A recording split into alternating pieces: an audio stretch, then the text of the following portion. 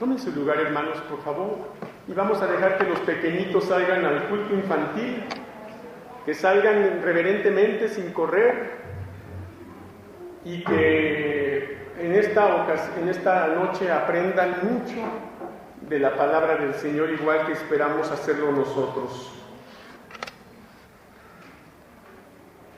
Antes del culto quiero agradecer públicamente y delante de Dios a nuestra hermana Dora Rivas y Tuarte por la donación que ella ha estado haciendo de los elementos conmemorativos de la Cena del Señor, y deseo que Dios la bendiga y le dé mucho más, hermana. Muchas gracias. Este es un anuncio muy especial y quiero que pongan mucha atención, hermanos, porque es posible que la situación me lleve a tomar medidas. ¿A qué situación me estoy refiriendo, hermanos? Esta tarde, después del culto, me dijeron que durante el culto y a la hora de la predicación había 7 personas colgados de la red de internet de esta iglesia.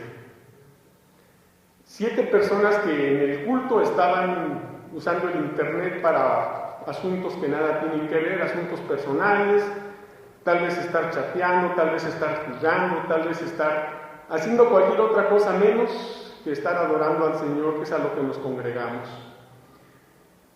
Y por duro que sea lo que voy a decir, es así. También un hermano se quejó de que el grupo de jóvenes y adolescentes que se sientan de la hilera de bancas a mi derecha y al fondo, que ya todos sabemos quiénes son más o menos, estaban platicando y distrayendo mucho, que no dejaban escuchar bien el sermón, que estaban platicando y pasándose recados y todo esto. Así que estoy dirigiéndome a los papás de los jóvenes adolescentes de esa edad y les pido que, por favor, especialmente tengan cuidado con sus hijos, que traten de sentarse o de sentarlos a su lado, aunque no quieran. Los hijos no mandan en casa. Si desde estas alturas los hijos ya no quieren y los papás se someten a los hijos, ya las cosas están mal. De manera que voy a procurar que cada muchacho y muchacha esté sentado al lado de su papá. O de lo contrario, yo no voy a predicar y ustedes deciden qué hacemos. Porque yo no voy a estar predicando para que allí atrás, al fondo, estén los muchachos haciendo lo que quieran. Así que lo digo y lo digo claro, para que a partir del próximo domingo, y es más, si se puede desde ahora, en este momento, los padres tengan cuidado de sus hijos, les quiten los celulares, aunque se los hayan regalado, son de ellos sí, pero no para que en este momento los estén usando, y menos de esa manera. Entonces, espero que estemos entendiendo, porque el próximo domingo al mediodía yo voy a subir a este lugar a predicar, pero no voy a hacerlo hasta que cada muchacho esté sentado con sus papás. Y lo digo desde ahorita para que todos los padres y los muchachos estén en el entendido. Jovencitos, adolescentes, deben estar con su papá y no deben estar con el celular en la mano, porque no es el momento. Deben tener la Biblia en la mano, es lo que deben de tener, y una actitud reverente. Bueno, habiéndolo dicho, no se sorprendan si entonces yo tengo que tomar otras medidas, ya que hemos insistido mucho que los papás se hagan cargo de sus hijos, pero si no son capaces de hacerlo, entonces yo voy a tener que tomar otras medidas. Muy bien, vayamos a la palabra de Dios, hermanos, por favor. Primera de Juan, capítulo 3. Primera de Juan, capítulo 3, versículos 1 al 3. Primera de Juan, capítulo 3, versículos 1 al 3. Voy a hacer esta lectura en voz alta, síganla reverentemente en su lugar con mucha atención, y esta palabra del Señor dice así: Mirad cuál amor nos ha dado el Padre para que seamos llamados hijos de Dios. Por esto el mundo no nos conoce, porque no le conoció a Él. Amados, ahora somos hijos de Dios y aún no se ha manifestado lo que hemos de ser. Pero sabemos que cuando Él se manifieste, seremos semejantes a Él, porque le veremos tal como Él es. Y todo aquel que tiene esta esperanza en Él, se purifica a sí mismo, así como Él es puro. Muy bien, vamos a orar, hermanos. Padre bendito, en el nombre de Cristo Jesús, te doy gracias por tu palabra que acabamos de leer. Te ruego, Señor, que hables a nuestro corazón, como siempre tú hablas a nuestra alma, a nuestra mente, que tu palabra, que es que es viva y eficaz y más cortante que toda espada de dos filos, penetre hasta lo profundo de nuestro ser, al grado de que discierna, que entienda y los pensamientos y las intenciones de nuestro corazón. Que seas tú, Señor, tu voz, tu palabra, tu Espíritu Santo, el que hable en esta hora a tu pueblo, Padre. Te lo pedimos humildemente y de todo corazón, en el nombre de Cristo Jesús. Amén. La lectura realmente era hasta el versículo 2, hermanos. Del 1 al versículo 2, nada más. Muy bien. De manera que el sermón lleva un título, y este título son 5 acciones cristianas que debemos realizar. 5 acciones cristianas que debemos realizar. Una acción, pues todos lo sabemos que es un hecho. Una acción es un hecho que se debe realizar o que hacemos, y así como hay acciones buenas, hay acciones malas. Y hablando de la Biblia, que se dirige al pueblo del Señor, a los hijos del Señor, en estos 2 pequeños versículos encontramos 5 acciones cristianas, o sea, 5 acciones que ya como cristianos, que ya como creyentes en Cristo, como miembros de la iglesia, debemos realizar. Y digo debemos porque es un deber, hermanos, y un deber no se discute, un deber no se pone en duda o a discusión, un deber se cumple. De manera que una vez que hemos entregado nuestra vida a Cristo Jesús, deja de ser nuestra para ser del Señor. Y al ser una vida que está dominada y dirigida por el Espíritu del Señor, el Señor nos da 5 acciones cristianas que debemos realizar. Esta es una tarea en la que nos debemos ocupar toda la vida, hermanos, toda la vida. De manera que vamos a pasar a la primera acción que debemos realizar. ¿Cuál es esta? Bueno, debemos apreciar el inmenso amor de Dios. Versículo 1, primera parte, dice: mirad cuál amor nos ha dado el Padre. Hasta aquí, mirad.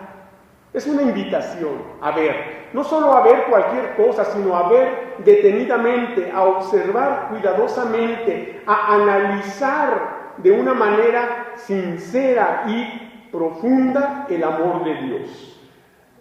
Se nos ha dicho, y quizá es porque hemos crecido en hogares cristianos, muchos como yo, o porque ya tenemos muchos años en la iglesia y se nos ha predicado el amor de Dios, que es algo que se nos resulta repetitivo y a veces hasta chocante. Y más cuando uno está muchacho, bueno, otra vez del amor de Dios, y otra vez del amor de Dios. Bueno, yo digo que si no fuera por el amor de Dios, no seríamos lo que somos, no estaríamos donde estamos, y no tendríamos la esperanza que tenemos. De manera que el apóstol Juan, que ya era un hombre anciano, que ya era un hombre viejo, no se cansaba de insistir en el amor de Dios. Mirad cuál amor nos ha dado el Padre. Y es que es importante que como cristianos sepamos apreciar ese inmenso amor de Dios, un amor que sobrepasa todo conocimiento, un amor que excede aún a la más grande comprensión del ser humano. Aún el ser humano más inteligente, más capaz, con más desarrollo intelectual y mental, es incapaz de sondear las profundidades del amor de Dios. Es un amor que solamente se explica en Dios mismo, porque dice la Escritura que Dios es amor. Precisamente en esta carta el apóstol Juan lo expresa en 2 ocasiones. Dios es amor, así literalmente. Y entonces decimos que debemos apreciar el inmenso amor de Dios, porque ese amor se manifestó. No solo se dijo que Dios nos amaba, Él nos lo manifestó al enviar a su Hijo Jesucristo. Cristo Jesús demuestra el amor tan grande de Dios, y Dios de esa manera cumple el propósito que tenía: salvar a la humanidad pecadora, entregar a su Hijo Jesucristo para poder de esa manera el creyente tener una esperanza verdadera gracias al amor de Dios. Y Jeremías, si vamos al profeta Jeremías, allá en el capítulo 31, Jeremías 31, vea qué impresionante versículo el número 3. Jeremías 31:3 dice así: Jehová se manifestó a mí hace ya mucho tiempo, diciendo: con amor eterno te he amado, por tanto te prolongué mi misericordia. Vea qué palabras. Y son palabras que eran la experiencia personal de aquel profeta, de aquel hombre que sufría ante la rebeldía de su pueblo y que clamaba al Señor por la misericordia de nuestro Dios hacia aquel pueblo rebelde. Y dice que el Señor se había manifestado a él hace ya mucho tiempo, ¿sí?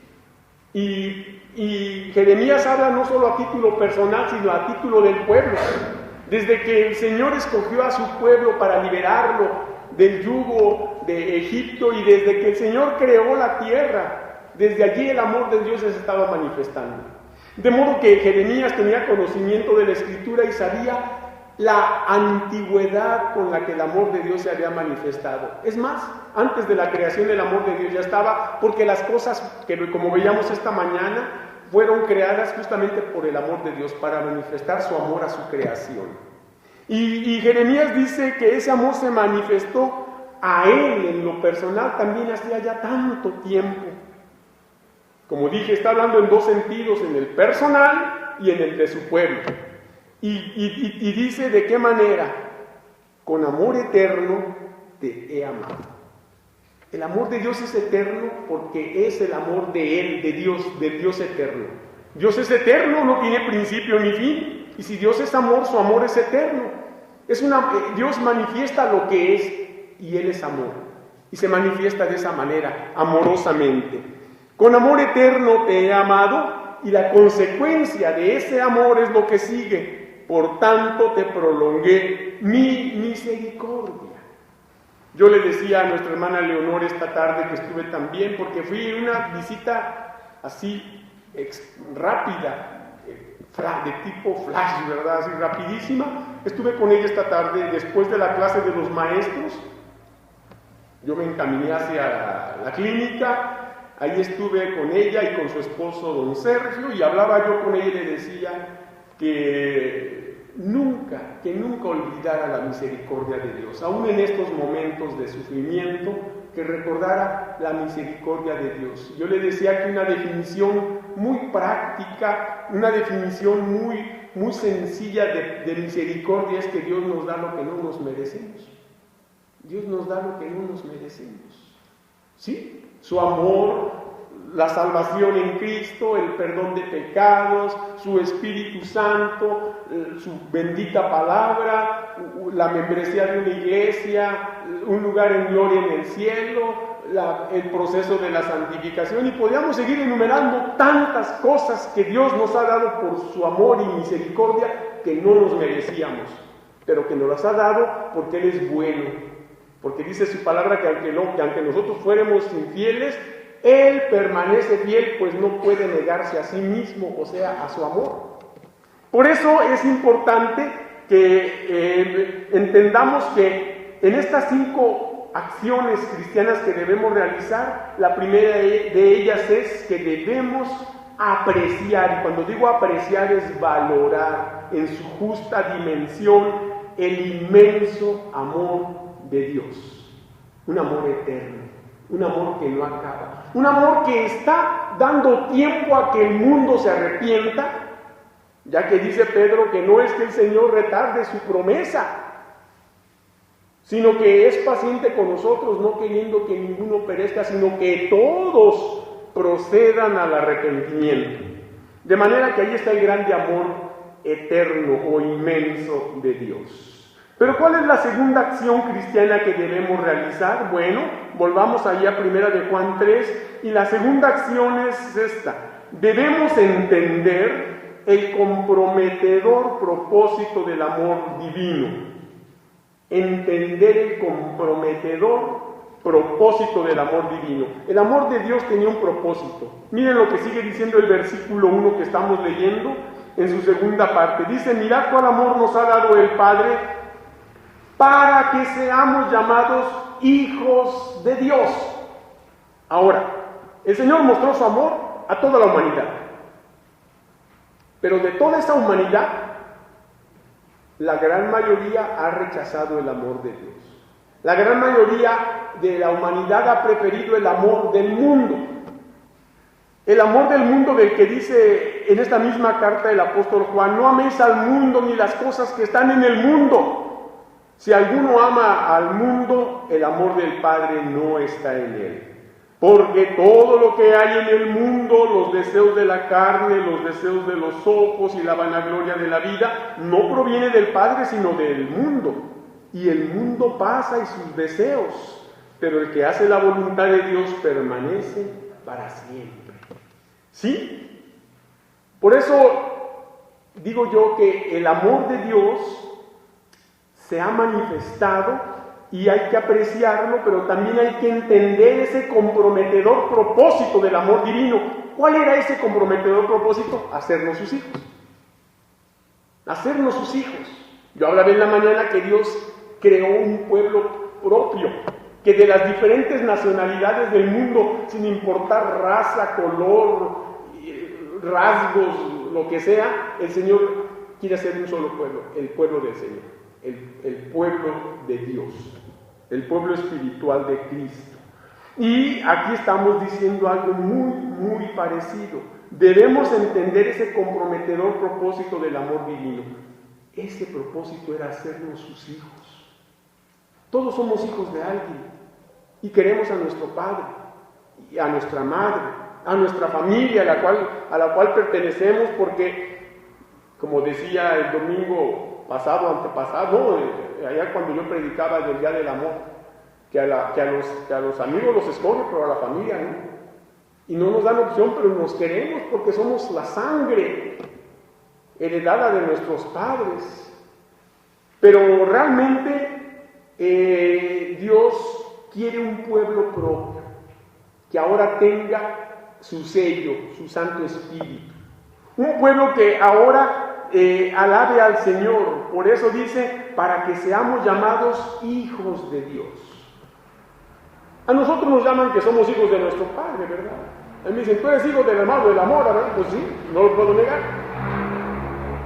Tengo su nombre y su apellido, y el de mi madre también. Entonces, bueno, me conocen como el hijo del hermano Fernando de la Mora Rivas. Y a cada uno nos conocen por ser hijos de alguien. Pero realmente el único que nos hace hijos de Él por medio de un cambio radical de vida es Dios. Cuando somos hijos de Dios, actuamos como tales. Mostramos amor a nuestro Dios, a nuestro Padre, por habernos aceptado como sus hijos, por habernos adoptado como hijos suyos, por habernos amado al grado de entregarse voluntariamente para salvarnos. Y ahora, como cristianos, estamos en el templo como hijos de Dios. Por eso hace un rato al principio, cuando di ese anuncio, a mí de veras me incomoda saber eso. Y no critico tanto a los jóvenes, porque ellos como jóvenes, y no los dispenso, son tan culpables como sus padres, pero más a los padres, que siendo cristianos maduros, que teniendo cargos y responsabilidades, nos dejen hacer lo que quieran aquí en la casa de Dios. Digo, los hijos están mal, pero los padres están peor. Y no debe de ser.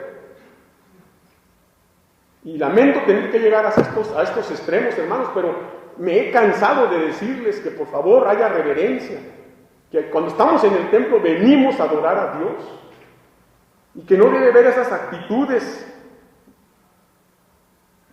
que lo único que demuestran es que hay un gran problema, que no se viene a adorar al Señor, que no se tiene respeto del Señor, porque si la Biblia dice, mas Jehová está en su santo templo, calle delante de él toda la tierra, quiere decir que no les interesa en lo menor la presencia del Señor. Y eso no puede estar sucediendo en una iglesia cristiana, donde venimos a adorar a Dios. ¿Sí? ¿Somos o no somos hijos de Dios? Y si lo somos, hay que actuar como tales aquí y afuera, aquí y donde sea. Porque no tenemos el título de hijos de Dios nomás dentro del templo. Lo tenemos aquí afuera, en casa y en donde quiera que estemos. Por esa razón, hermanos, es importante que debemos entender el comprometedor propósito del amor divino, que fue hacernos sus hijos. Él nos amó. ¿Cómo le estamos demostrando a Dios su amor, el amor que nos ha dado? ¿De qué manera le estamos correspondiendo a ese amor que ya nos demostró? ¿De qué manera? ¿Así? ¿Portándonos mal en el templo? Delante de su bendita presencia, que en este momento Él ha prometido que donde estén, o a partir de donde estén 2 o 3 congregados en su nombre, Él está en medio nuestro. ¿Acaso tiene que Dios hacerse visible y ver su gloria para que nos arrepintamos y nos arrodillamos? ¿Qué tiene que pasar? Para que tomemos en serio las cosas de Dios, para que definamos si somos o no somos hijos de Dios. ¿Qué tiene que pasar? Juan 1 lo dice de una manera muy bonita. Juan 1, vamos al Evangelio según Juan, por favor, porque Juan lo dice de una manera atinadísima, ya que fue un hombre que habló siempre inspirado por el Espíritu de Dios. Juan 1, 9 al 12 dice así. Juan 1, 9 al 12 dice: aquella luz verdadera que alumbra a todo hombre venía a este mundo. En el mundo estaba y el mundo por él fue hecho, pero el mundo no le conoció. A lo suyo vino y los suyos no le recibieron. Mas a todos los que le recibieron, a los que creen en su nombre, les dio potestad de ser hechos hijos de Dios. Les dio potestad, o sea, les dio el derecho. A aquellos que recibimos a Cristo Jesús, que creímos en el Hijo eterno de Dios, en el Hijo encarnado de Dios, y que le recibimos en el corazón, nos ha dado ahora el derecho. Es un derecho que nos ha dado Dios el Padre, un derecho que nadie nos puede quitar, pero es también un derecho del cual somos responsables, porque ahora debemos actuar como hijos de Dios. Por eso vuelvo a la pregunta: ¿o somos o no somos hijos de Dios? Porque no se puede ser término medio. Porque no se puede ser hijo de Dios para lo que me conviene y para lo que no me gusta, entonces yo no soy hijo de Dios. Por eso es muy importante, hermanos, que entendamos esto. Mas a todos los que le recibieron, a los que creen en su nombre, les dio potestad de ser dichos hijos de Dios. Ese es el derecho que Cristo nos da, de ser un hijo de Dios al creer en el Hijo eterno de Dios. Pero vamos a ver una quinta acción cristiana que debemos realizar. ¿Cuál es esta? Una tercera, ya me estaba brincando al final. La tercera acción que debemos realizar es esta: debemos pagar el difícil precio del amor que el mundo desconoce. Debemos pagar el difícil precio del amor que el mundo desconoce. Versículo 1, tercera parte dice: por esto el mundo no nos conoce, porque no le conoció a Él. En el trabajo, en la escuela, en tu casa, con tus vecinos, ¿saben que eres cristiano? te identifican como un verdadero cristiano, como un verdadero hijo de Dios. ¿Te conocen como tal? Bueno, si es así, es probable que ya tengas problemas con los muchachos o con los compañeros o con las personas. Es probable que ya te hayan rechazado y te hayan dejado de hablar. Es probable que ahora seas objeto de la burla de ellos.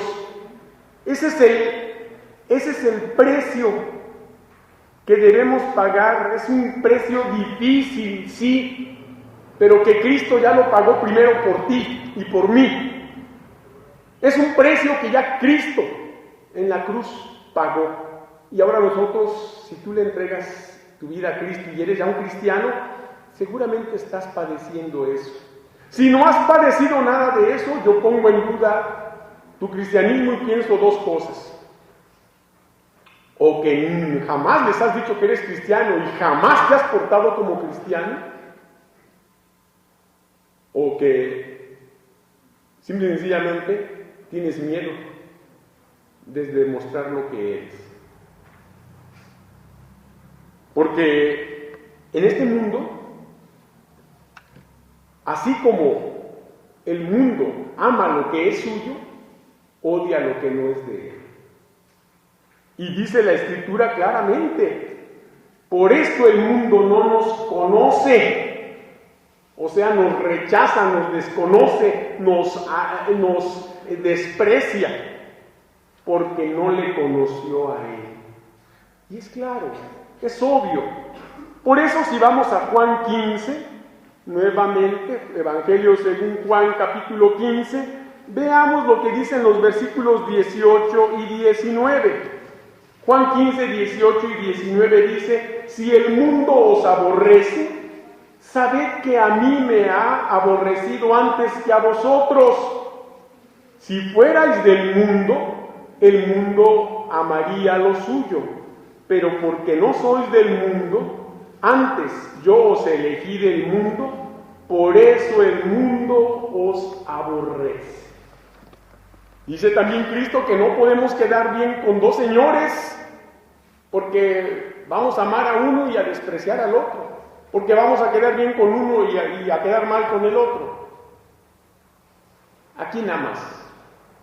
¿A Dios o al mundo? ¿Al Creador o a la creación? ¿A quién amas? ¿De quién eres hijo? ¿De Dios o del diablo? Porque el que no es hijo de Dios, es hijo del diablo. Y no hay otro nombre. La Biblia lo dice. En este mundo hay dos familias espirituales. Habrá millones y miles de millones de familias carnales, pero solo dos familias espirituales. La familia de Dios y la familia del diablo. Si eres hijo de Dios, pórtate como hijo de Dios.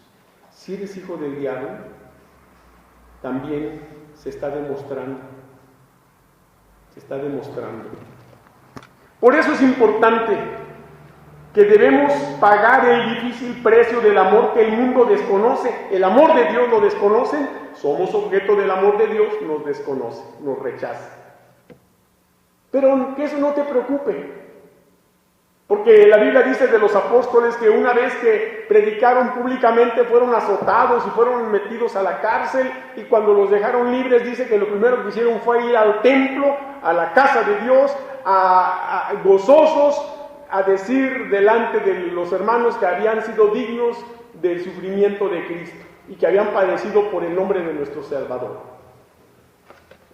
Si el rechazo del mundo no te da gozo, entonces tal vez no eres cristiano. Porque cuando los hermanos se preocupan o se entristecen porque salen a repartir folletos al ver de Cristo y les dan con la puerta en las narices y llegan y no, hermano, que le dé gusto, hermano, quiere decir que estamos en lo correcto, quiere decir que vamos bien. Pero ¿con quién quieres quedar bien? ¿Con quién quieres quedar bien? Esa es la pregunta. Cuarta acción cristiana que debemos realizar, y esta es que debemos proseguir fielmente en el proceso de la vida cristiana. Hay que proseguir fielmente en este proceso de la vida cristiana. Este camino es un proceso. Mientras más caminamos, más el Señor va cumpliendo su propósito en nosotros. Mientras más caminamos en el camino del Señor, cada vez ese proceso nos va cambiando, nos va perfeccionando, nos va mejorando. Mira lo que dice el versículo 2 de Primera de Juan 3, la primera parte del versículo 2. Amados, ahora somos hijos de Dios, y aún no se ha manifestado lo que hemos de ser. Hasta aquí. Ciertamente ya somos hijos de Dios, es un hecho. Nos ha puesto el sello de su propiedad, de que somos de su familia, el Espíritu Santo. Es el sello del Espíritu Santo, el Espíritu de Dios. Nos ha sellado con su presencia. Somos de Dios, somos hijos de Dios. Pero todavía estamos en esta vida, hay que trabajar, hay que servir al Señor y hay que irnos conforme avanzamos rumbo al cielo, hay que irnos despojando de todas las ataduras de este mundo, de todo el amor y el apego a este mundo, para que cuando llegue el momento de partir a la presencia de Dios, ya estemos listos y deseosos más de estar allá que de quedarnos aquí. A veces Dios no se lleva a la gente todavía porque no la ve preparada. Todavía no la ve preparada, todavía no la ve deseosa, dispuesta a estar con Él. Y le da más tiempo a acabar de despegarse de los apegos de este mundo, de los familiares, de las posesiones, de el amor a esta vida. Pero todo lo que va pasando nos va preparando para ese encuentro con el Señor. Para ese momento en el cual un día lleguemos a estar delante de aquel que nos amó. Y que como dice el hermoso himno, cara a cara espero ver. ¿Sí? Esa es la esperanza del cristiano, ver a su Salvador personalmente, conocer a aquel que quiso amarle y morir por él. Es cierto que amamos a nuestros seres queridos, si ya se fueron, nuestros padres, nuestros hijos, nuestros abuelos, nuestros tíos, pero si el deseo de estar en el cielo es por ir a encontrarte con tu padre, tu hijo, tu esposo, está mal, y es muy posible que no seas cristiano, porque el deseo del cristiano es ir a encontrarse con el que le dio vida física y con el que le dio salvación y vida espiritual. Y debes tener muy bien, entonces, dice el Señor Jesús, que el que ame padre, madre, hijo, hija, tío, tía, hermano, hermana, más que él, no es digno de él. Y si tú quieres ir al cielo a ver a tus familiares antes que a Dios, es muy posible que no seas cristiano y que no vayas a tener entrada en el cielo. Porque el Señor es nuestro primer amor. ¿Has dejado tu primer amor? ¿Lo habrás dejado o nunca lo has tenido? Habrá que preguntarse eso. Porque es importante entender esto, hermanos. Hay que proseguir fielmente en ese proceso de la vida cristiana. Ya somos hijos de Dios, pero aún no llegamos a la casa de nuestro Dios, de nuestro Padre. Es como un hijo que sale de viaje y un viaje largo de estudios, pero un día tiene que regresar a la casa del Padre. Y espera que llegue ese día, pero mientras tanto tiene que salir adelante con los compromisos a los que salió a viajar. En esta vida vamos de viaje, somos peregrinos, llevamos maletas hechas, vamos rumbo al cielo. Pero mientras tanto tenemos que ir caminando este proceso. Tenemos que proseguir fielmente este camino.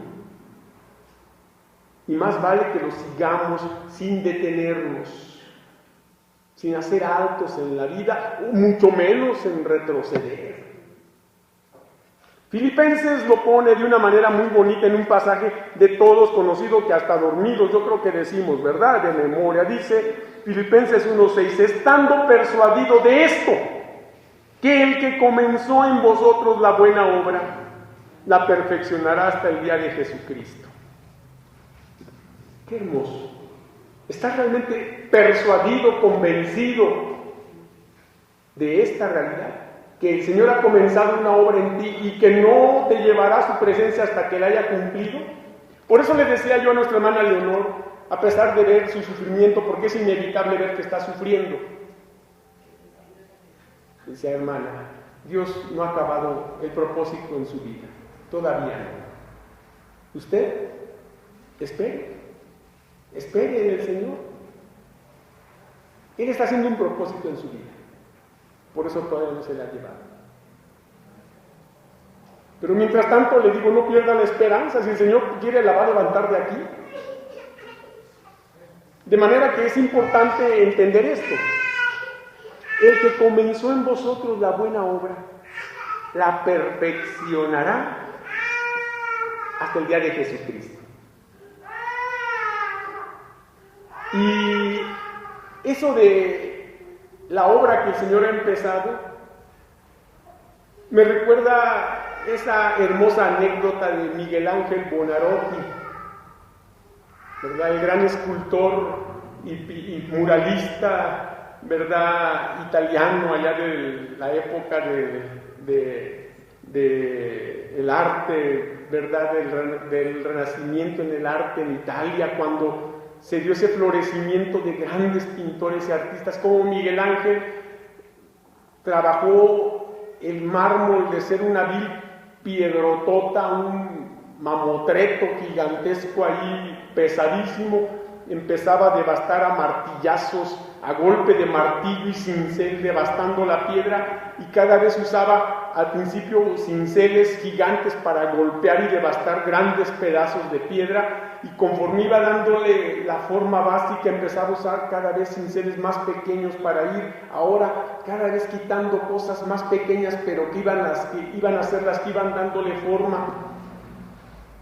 Se dice que la obra maestra de Miguel Ángel, muchos piensan que fue una escultura llamada el David, y aunque es muy hermosa y perfecta, la única escultura que Miguel Ángel firmó, porque tuvo celos y miedo de que alguien se la adjudicara, fue una obra llamada La Piedad, donde está María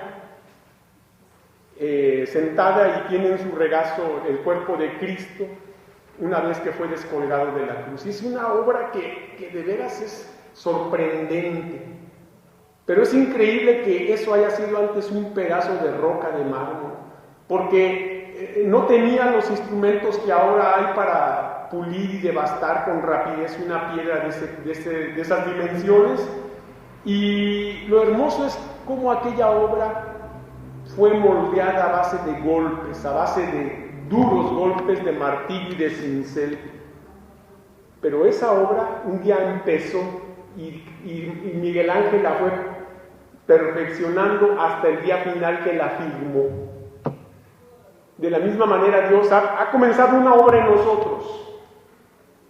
Y si se pregunta por qué está sufriendo, por qué pasan estas cosas, por qué vienen aquellos problemas, por qué vienen las enfermedades, solamente piense que son los golpes de cincel y martillo que Dios está dando, y que está quitando aquel exceso de piedra, de roca, que lo tenía sin forma, hasta el grado de ahora irlo moldeando para darle una hermosa forma, estando persuadido de esto, que el que comenzó en vosotros la buena obra, la perfeccionará.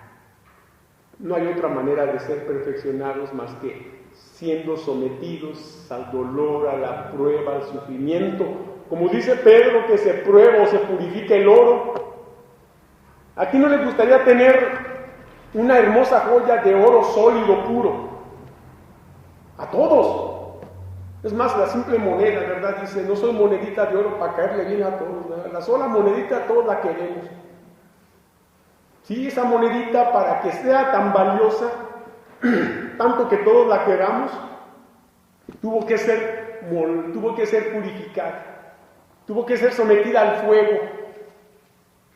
No te sorprendas de la prueba de fuego, como si alguna cosa extraña os aconteciese, dice Pedro.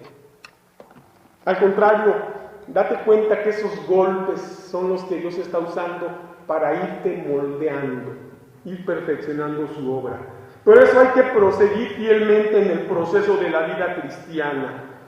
Y quinto, y última acción cristiana que debemos realizar es esta: debemos mantener con certeza la esperanza gloriosa que nos aguarda. ¿Sí? Debemos mantener con certeza la esperanza gloriosa que nos aguarda.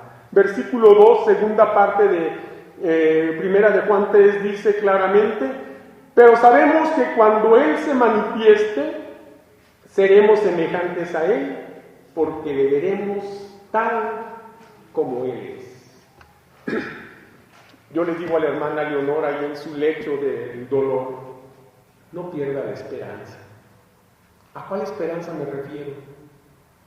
No hay otra. A que Dios, si quiere, la sana, o que Dios, si quiere, se la lleva. Y ahora sí, como dice Pablo, ya sea que vivamos o que muramos, del Señor somos. ¿Cuál es la diferencia? Soy de Cristo, soy del Señor, soy hijo de Dios. Si el Señor me quiere llevar a su presencia, adelante. Si me quiere dejar, es para trabajar. ¿Para qué nos queremos quedar en el mundo? ¿Para qué queremos estar aquí?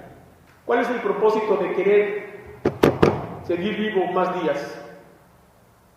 ¿Solamente tus intereses, tus propósitos, o encajan también los de Dios? Quiero decirte una cosa: que los de Dios deben ser primero si quieres que en los tuyos te vaya bien. Cristo lo dijo: mas buscad primeramente el reino de Dios y su justicia, y todas las demás cosas os vendrán por añadidura. ¿Cuáles son tus prioridades? ¿A qué le estás dando más importancia?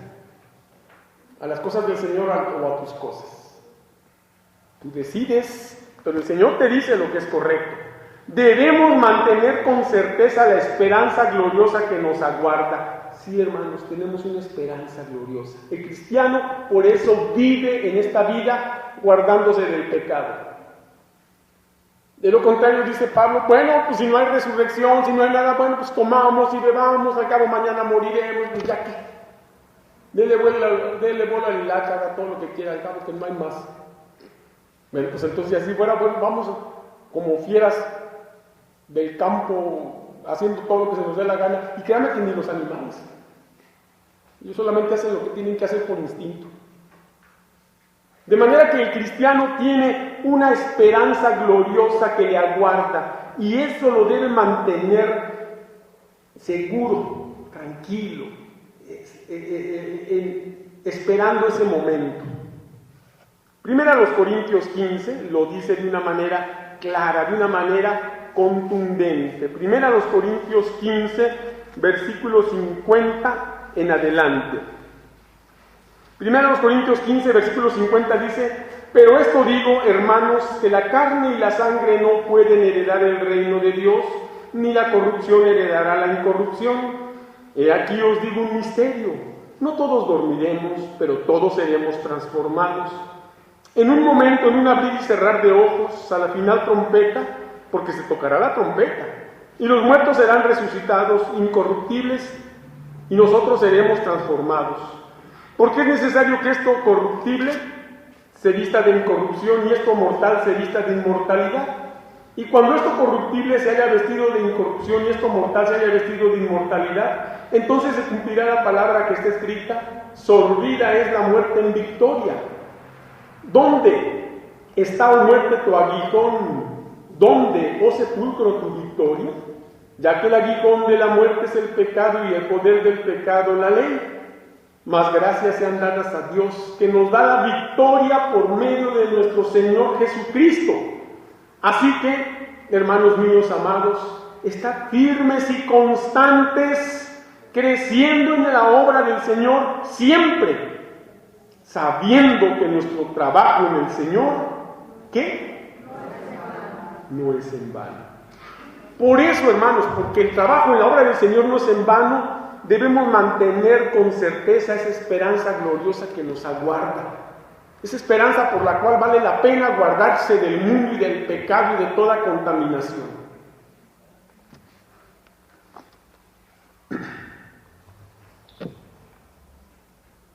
Cinco acciones cristianas que debemos realizar. Debemos realizarlas, hermanos. no son opción. No solo debemos, la necesitamos realizar. Invito a toda la iglesia en el amor de Cristo a comprometerse con el Señor antes que siquiera consigo mismos, antes que con su propia familia, antes que con su propia pareja, antes que con su propio trabajo, antes que de sus propias necesidades y deseos. Comprométase primero con Dios. Una frase dice: el Señor nos da acciones para realizar aquí en la tierra, para poder gozar de sus bendiciones allá en el cielo. Que el Señor les bendiga, hermanos, y vamos a pasar a la cena del Señor.